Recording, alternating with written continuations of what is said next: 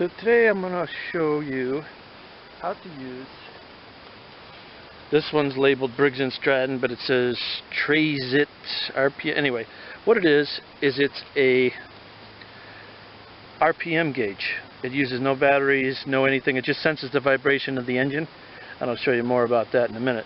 It can be used on any engine, which is nice, and it's not electronic. It lasts forever. This particular model is an Onan B48M in a Case Ingersoll high drive lawn and garden tractor. And the problem is my engine is over revving, so we're going to adjust that today using that vibratory tachometer, or Treysit. So first of all, let's get a look and listen of the engine. It's just by sound, it sounds like it's over revving to me, and we'll just verify that with the tool.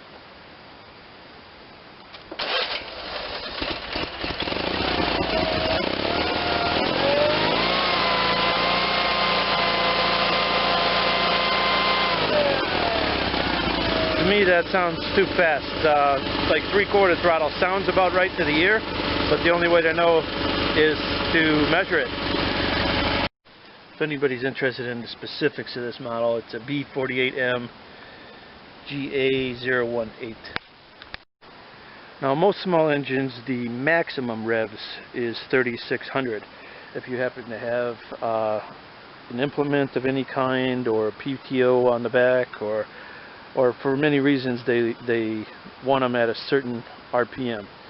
So never over 3,600 for almost every kind of small engine I've ever seen. And I just want to make sure this one's not over revving. There's no reason to. Your horsepower gains are insignificant, and all you do is heat up everything beyond its maximum, its designed range. And you could blow connecting rods if you were way out of scale, but let's just see where this one's at. So what this device, I'm not going to call it a machine, does is it's got this little yellow piece sticking out. I'm going to try to put that against something dark. So the way this thing works, Treysit, it's Briggs and Stratton. Don't ask me the part number, I don't have it. It's not on my thing, but I'm sure if you get on my Amazon links and then look for Briggs and Stratton vibratory tachometer, you will find it. This one's made in Germany. They sell the same one under several different names. Anyway, if you look closely, you'll see this yellow tip. There's scales on here of how many RPMs we're talking about. And what you do is you get it when it's out. You put it up on the engine, and it's going to vibrate. This little tip comes out, and it's going to vibrate.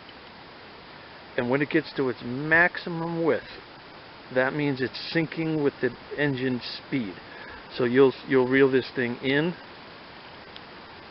out, in, slowly, a little bit at a time while it's running. And when it gets to its maximum flutter, at that point you'll be reading the exact RPMs that engine is putting out. Then you make your adjustments. It's that simple.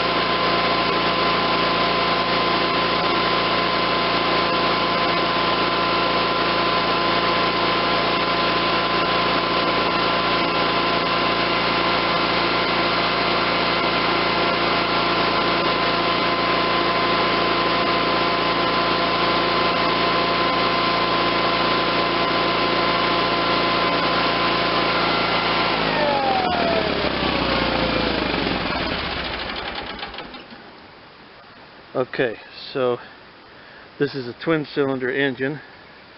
Whoa, that's way out of focus. Let me bring it right back. Okay, I'm hoping you could read this because in my viewfinder it looks barely possible. It's reading 7, so this is a twin cylinder engine, so it's going to get two vibrations for every it's a twin cylinder engine, so you got to divide this by 2. So obviously that's 3,500. So actually it's not out of range. I thought we were. I'm going to lower mine down a little bit anyway because I really don't like to run this one that hard. It just sounds like it's really pushing it. So for those of you that want to know how that works again, so basically you would adjust your engine up and down till you got the right amount. And ours is already there. But for example, you know, this machine doesn't do any adjusting. You adjust your carburetor or governor more likely to get you the right number, just so that's clear.